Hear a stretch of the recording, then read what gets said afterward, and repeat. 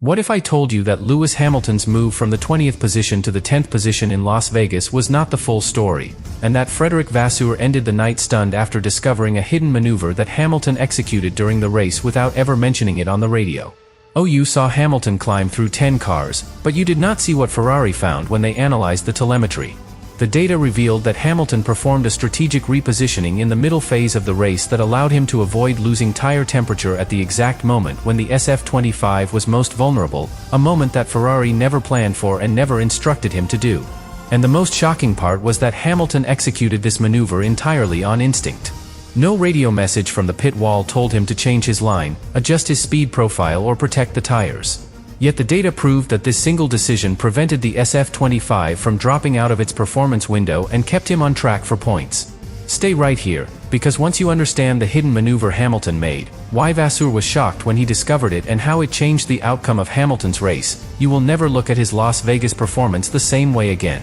The Las Vegas Grand Prix placed Lewis Hamilton in one of the most demanding scenarios of his debut season with Ferrari. Starting from the 20th position after a qualifying session defined by tire temperature failure, Hamilton knew he needed to deliver a race of precision and adaptability. The desert night was cold, the grip unpredictable, and the Ferrari SF25 showed clear signs of sensitivity from the very first lap. Hamilton approached the start with the calm of a veteran who understands that sometimes survival matters more than aggression. He focused on keeping the tires alive through the opening sequence, knowing that the slightest slide could make the car lose even more heat. As the lights went out, Hamilton found himself in the most chaotic zone of the grid. Cars ahead locked their brakes, fought wheel spin and struggled to stay within control on the icy surface. The SF25 hesitated through slow corners, and Hamilton's first radio messages revealed exactly what he felt. The front refused to grip and the rear reacted with delayed balance. Instead of forcing the car, Hamilton allowed the tires to gain the minimal heat they needed before attempting any overtakes. This decision, invisible to viewers, was crucial for preventing the SF25 from spiraling into the instability that had ruined his qualifying session. Once the field began to settle, Hamilton started building momentum. He read the behavior of every car ahead of him, identifying who was struggling most with traction and who was braking too early into the tighter sections. Ferrari saw on the telemetry that Hamilton was compensating for the SF25's weaknesses through refined driving rather than mechanical support. The tires gained small bursts of heat through his smoother arcs, and each clean exit opened a new opportunity to advance. His climb was not built on raw speed. It was the result of understanding what the car could not do and adapting before those limitations cost him more time. The race strategy began unfolding as the field reached the pit window.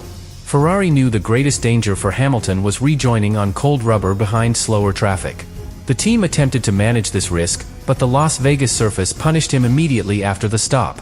Hamilton reported that the front tires felt dead, sliding even through gentle steering inputs.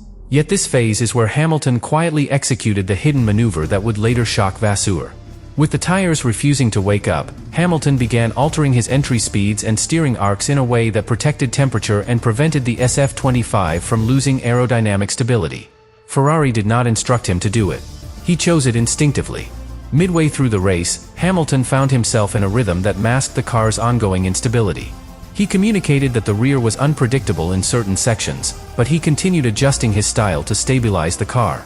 Ferrari compared his radio tone with the telemetry and saw that his laps contained subtle corrections that kept the SF25 inside a barely functional operating range. He was driving a car that kept trying to fall out of balance, yet he maintained forward progress with the calm confidence of a driver who knew exactly how to manage a fragile machine. The midfield around him continued losing control and pace, but Hamilton advanced one position at a time with remarkable consistency. As the final laps approached, Hamilton stabilized his place inside the top 10. The SF25 still behaved inconsistently, and the tire temperatures continued dipping across the straights, yet he held the car together without a single major mistake. When he crossed the finish line in the 10th position, it looked like a solid recovery. But inside Ferrari, the story was very different. The telemetry showed that Hamilton had executed a precise, instinctive maneuver in the middle phase of the race that prevented a collapse in tire temperature and kept the SF25 on the edge of stability. That hidden decision is what prepared the shock Vasseur would feel when he understood what Hamilton had achieved. The main issue shaping Hamilton's race in Las Vegas was the Ferrari SF25's persistent struggle to generate tire temperature, a problem that had already destroyed his qualifying session and followed him into the race with equal intensity. The cold desert air and the long straights of the circuit created the worst possible environment for a car that depended on tire heat to stabilize its aerodynamic platform. Hamilton entered the opening laps with tires that were already fading below their ideal temperature, forcing him to drive a car that felt light on the front and hesitant at the rear. This instability defined the challenge he would have to manage for the full 50 laps, and Ferrari understood that without a creative approach from Hamilton, the car could easily slip into a state that would cost him significant time. As the race unfolded, Hamilton reported repeatedly that the front tires refused to engage during corner entry. He was forced to adjust his braking points, waiting longer than ideal before committing to the apex. From the cockpit, he felt the SF25 sliding just enough to prevent the tires from building the required heat. Ferrari monitored the temperature curves and saw the same pattern they had observed during qualifying. The tires gained a few degrees through the sequence of corners, only to lose them entirely once Hamilton hit the long straights. This constant rise and drop prevented the car from reaching the thermal stability it needed to behave predictably. Hamilton had to adapt instantly to each temperature change, adjusting his technique in ways that only an experienced driver could manage. This temperature problem created a deeper aerodynamic limitation. The SF25 relies heavily on ground effect, a system that depends on consistent ride height and stable airflow beneath the car. When tires fall below their temperature range, the car rides slightly higher, breaking the aerodynamic ceiling and causing sudden drops in downforce. Hamilton described this behavior on the radio as hesitation and unpredictability in both the entry and mid-corner phases. Vasseur later confirmed that the aerodynamic load graphs matched Hamilton's descriptions exactly. The car was losing downforce without warning, leaving him with a balance that shifted from mild understeer to rear instability depending on the exact point where temperature loss occurred. Traffic made this problem even more severe.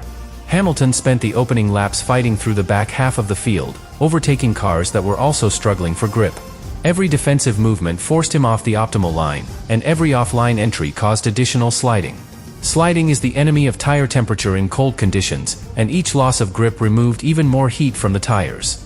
Ferrari noted that Hamilton's overtakes were effective, but they came at the price of pushing the tires further away from their ideal range. He was making progress, but he was doing it by navigating a narrow line between opportunity and instability, knowing that a single mistake in these conditions could reverse all of his gains. The middle phase of the race exposed the structural limitation of the SF25 even further. After Hamilton's pit stop, the fresh tires cooled almost immediately, failing to build enough heat on the out lap to stabilize the balance. Hamilton felt the front sliding across the surface, and he communicated that the car struggled even at moderate steering angles. Ferrari had expected an improvement, but the cold surface erased the benefits of new rubber within minutes. This showed that the SF25 did not possess the thermal flexibility required to adapt to the Las Vegas circuit.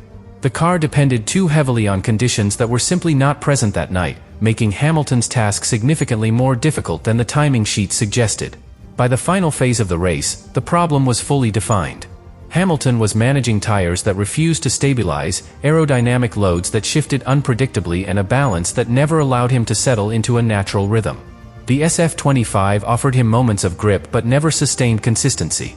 Ferrari saw in the data that the car's performance window was never reached, not even during his strongest laps. This instability placed Hamilton in a constant state of adaptation, forcing him to rely on instinct and experience rather than engineering support. It was within this environment of instability that Hamilton executed the hidden maneuver Vasseur would later discover, a decision that prevented the race from unraveling and allowed him to salvage a crucial point. Frédéric Vasseur began the post-race analysis by reviewing the tire temperature traces, and what he found immediately reframed Hamilton's entire performance. The curves showed that the SF25 never reached a stable thermal operating window throughout the race.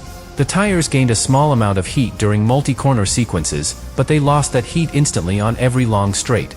This behavior explained Hamilton's repeated radio messages about inconsistent front-end grip and unpredictable rotation. The numbers also revealed that Hamilton managed the entire race with tires that never performed at their designed level, which forced him to rely on instinct rather than mechanical support for 50 laps.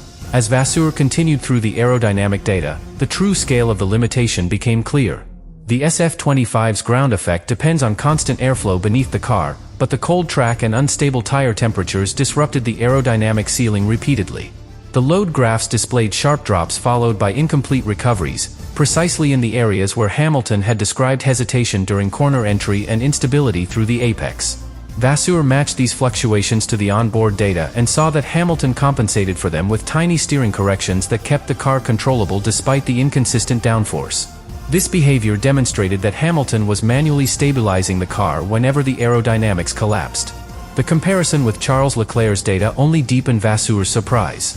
Both Ferraris struggled with the same structural issue, yet Hamilton's traces showed a significantly higher number of micro-corrections and mechanical compensations. His inputs were smoother, earlier and more predictive, indicating a conscious effort to anticipate when the tires would lose heat and when the aerodynamic platform would weaken. This was the first sign of the hidden maneuver. Vasseur could see that Hamilton altered his approach at a very specific moment in the race, adjusting his corner entry speeds and trajectory through the mid-lap sectors to preserve the minimal tire heat he had built rather than risk losing it on the straights.